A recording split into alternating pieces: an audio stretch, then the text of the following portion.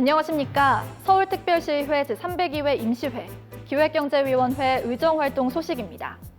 우리나라 농산물 생산량의 약 52%를 공영 도매시장이 담당하는 만큼 급변하는 유통환경 속에서 도매시장의 역할은 매우 중요한데요. 이번 개정된 조례안에서는 서울특별시 농수산물 도매시장 내 유통 주체에 대한 허가 및 운영에 관련한 중요 사항을 조례 시행규칙에서 조례로 상향 입법하고 농수산물 유통 및 가격 안정에 관한 법률과 부합하지 않는 일부 조례를 정비했습니다. 농수산물 도매시장의 건전한 경쟁을 바라면서 서울특별시의회 제302회 임시회, 기획경제위원회 의정활동 소식 시작하겠습니다. 기획경제위원회는 8월 27일부터 9월 10일까지 열린 제302회 임시회 상임위원회 회의에서 소관부서와 각 실국에 대한 업무 보고를 받는 한편 행정사무감사 기간을 결정하고 2021년도 제2회 추가 경정 예산안을 비롯한 각종 안건을 심의했습니다.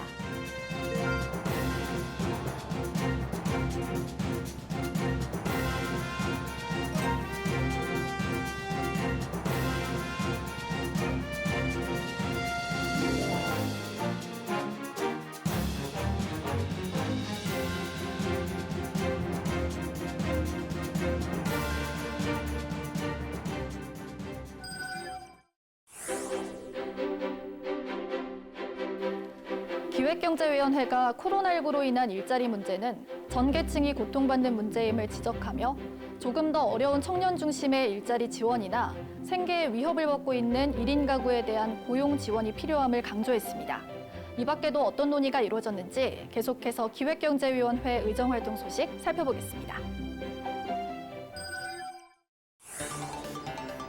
기획경제위원회가 균형 예산 편성이 원칙임에도 불구하고 적절한 예산 편성이 이뤄지지 않음을 강력 비판했습니다. 기획경제위원회는 8월 30일 열린 2021년도 제2회 기획조정실 소관 추가 경정 예산안 심사에서 코로나 국민상생지원금의 12매칭 금액에 대한 예측이 잘못되어 588억 원이 과다 편성된 문제점에 대해 지적했습니다. 여유자금이 생겼으면 지방채 발행 588억을 제외한 나머지 금액만 지방채 발행하시는 건가요? 혹시 부족할 게 의해서 여유자금으로 해서 예산을 편성을 한다? 이것은 뭔가 앞뒤가 안 맞는 얘기예요.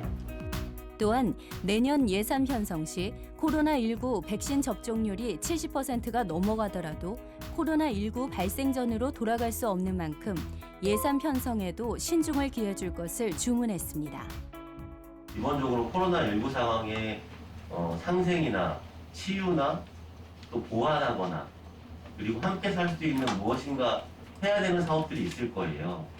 그런 사업들은 신규여도 기조실에서 권장해보기도 하고 좋은 사업들이 있으면 신규라고 하더라도 좀 함께 해야 된다는 느낌이 듭니다. 한편 국민재난지원금으로 인한 자치구의 재정 분담은 공공복리 사업에 영향을 미칠 수 있으므로 남은 예산인 588억 원으로 이 문제를 해결할 방안은 없는지 심도 있는 검토를 해줄 것을 제안했습니다. 기획경제위원회가 서울신용보증재단에 민간 위탁된 소상공인 종합지원 업무에 대한 위탁 기간이 올해 12월 29일 만료됨에 따라 민간 위탁 동의안을 심사했습니다. 기획경제위원회는 9월 8일 열린 소상공인 종합지원사업 사무 민간 위탁 동의안 심사에서 소상공인 관련 종사자가 많은 업종 등의 세부적인 분석을 통해 소상공인 관련 지원 정책을 수립하는 한편 지원에 대한 홍보도 적극해 줄 것을 당부했습니다. 지역에서도 동네에서 뭐 그런 거를 받아봤다라고 하는 사람들 들어본 적도 없고 신용보증재단에서 이걸 지원센터를 통해서 하고 있다라는 거를 서울시가 하고 있다는 걸 아는 사람 거의 없어요. 정책의 실효성을 높이기 위해서 홍보 방안을 적극적으로 도입하라는 얘기입니다. 또한 코로나19 등 급변하는 환경에 능동적으로 대응할 수 있도록 경영에서의 생애 주기의 위기 극복을 위한 단계를 추가해야 한다는 의견도 있었습니다. 위기 상황과 또 글로벌적인 어떤 재난 또는 뭐 감염 이런 사태가 돌아왔을 때는 그 위기 상황이라는 단계를 생애 주기별에 어느 단계의 분야들은 점검할 수 있도록 성장기와 세태기 중간 단계에는 어떤 새로운 발판적인 마련들을 우리가 한번 고민해보고 전개되어야 된다.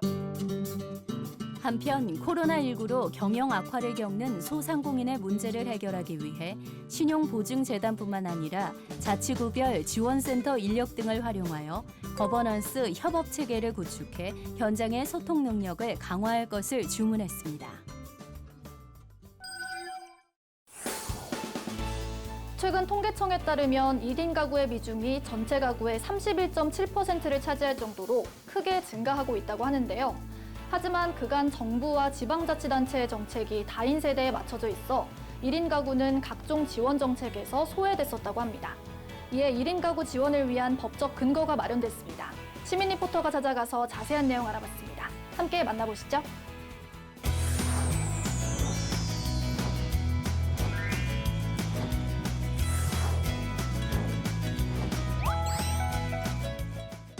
안녕하세요. 시민 리포터 박수영입니다.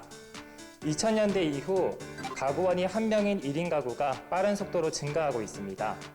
서울시에서는 자치구별로 1인 가구 지원센터를 통해 1인 가구의 적극적인 지원과 다양한 프로그램을 운영 중이라고 하는데요. 그중 한 곳을 찾아와 봤습니다.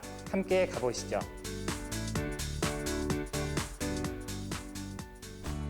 늦어지는 결혼 시기와 고령화로 인한 가족 구성원의 변화에 따라 혼자만의 생활을 즐기는 나홀로족, 즉 1인 가구가 가파르게 증가하고 있는데요. 서울시에서는 1인 가구 특별대책 추진단을 발족, 종합적이고 체계적인 방안을 마련하며 각 자치구별 지원센터를 두어 적극적인 지원과 다양한 프로그램을 진행하고 있습니다. 1인 가구 지원 사업은 빠르게 증가하고 있는 인구학적 변화와 1인 가구의 다양한 삶의 모습에 주목하여 1인 가구가 스스로 자기 돌봄의 기능과 역량을 강화하여 삶의 질을 제고할 수 있도록 지원하는 것에 목적을 두고 있습니다. 특히 관악구의 경우 1인 가구 비율이 49.5%, 서울시 1인 가구 중 가장 밀집한 지역으로 2014년부터 1인 가구 지원 사업을 시작했습니다. 사회적 관계망 형성과 취미 활동을 지원하는 여가 문화, 정서적 심리적 치유와 안정화를 위한 상담 서비스를 운영 중에 있습니다. 1인 가구를 위한 교육, 문화체험, 사회적 관계망 지원 사업, 자기돌봄 프로그램 등을 진행하고 있습니다. 교육의 경우 1인 가구를 포커스로 한 경제교육, 건강교육 등을 진행하고 있으며 문화체험은 1인 가구의 다양한 취미생활과 여가생활 확대를 위한 원데이 클래스를 진행하고 있습니다. 서울시는 지난 9월 서울 1인 가구 포털 홈페이지를 오픈, 1인 가구가 지닌 5대 불안 요소인 주거, 안전, 질병, 빈곤, 외로움을 해결하기 위해 각 자치구별 지원하는 정책 및 지원 제도와 참여 프로그램 등을 한눈에 알아볼 수 있게 했는데요. 1인 가구의 안전한 삶을 위한 안전도어 지킴이 설치 지원 사업과 1인 가구의 불편 해소를 위한 정책 아이디어 공모전도 모집 중에 있습니다. 1인 가구의 긍정적인 자아 성취감을 획득하거나 심리적인 불안정성을 감소시키고 가족 및 대인관계 균형과 회복을 위해 관계 개선 및 문제 해결 능력을 증진시키는 것이 기대 효과라 할 수 있습니다. 서울시 의회에서는 1인 가구의 특성을 고려한 각종 지원 정책을 강화하기 위한 방안으로 서울특별시 사회적 가족도시 구현을 위한 1인 가구 지원 기본조례 전부 개정 조례안이 가결됐는데요. 1인 가구의 특성을 고려한 지원 사업을 추가하고 정책에 대한 법적 근거를 마련하고자 했습니다. 기존의 1인 가구 지원 조례를 만들었던 것이 조금 더 실효성 있게 시행이 될 수 있도록 하는데 주안점을 잡았습니다. 특히 1인 가구라는 용어가 아주 고유명사로 정의를 내렸다라는 데 큰 의미가 있겠고요. 그리고 1인 가구들의 실질적으로 지원할 수 있는 1인 가구 지원센터 마련, 그리고 전문가들이 참여할 수 있는 정책위원회, 각 지자체에서 1인 가구 지원 정책을 스스로 발굴해서 1인 가구 주민들에게 정책적 실효성 있는 피부에 와닿는 정책을 실현할 수 있도록 하는 포상제도, 이런 것들을 종합적으로 마련했습니다. 이번 조례안을 계기로 1인 가구뿐만 아니라 모두가 함께하는 서울시로 거듭나기를 바라겠습니다. 서울시 소셜벤처기업 육성이 더욱 탄력을 받게 될 전망입니다. 서울특별시 소셜벤처 지원에 관한 조례안은 2019년 8월 7일 발의됐으나 소셜벤처기업의 상위법 근거가 모호해 약 2년간 계류됐다가 지난 7월 벤처기업 육성에 관한 특별조치법이 개정됨에 따라 이번 임시회에서 통과된 것인데요. 빈곤, 환경, 인권, 복지 등 다양한 분야의 사회 문제를 해결해온 소셜벤처에 대한 명확한 틀을 제시함에 따라 서울시의 소셜벤처 지원 사업이 국내 소셜벤처 생태계의 성공 모델로 자리매김할 수 있을 것으로 기대됩니다. 서울특별시의회 제302회 임시회, 기획경제위원회 의정활동 소식은 여기서 마치겠습니다. 시청해주신 여러분 고맙습니다.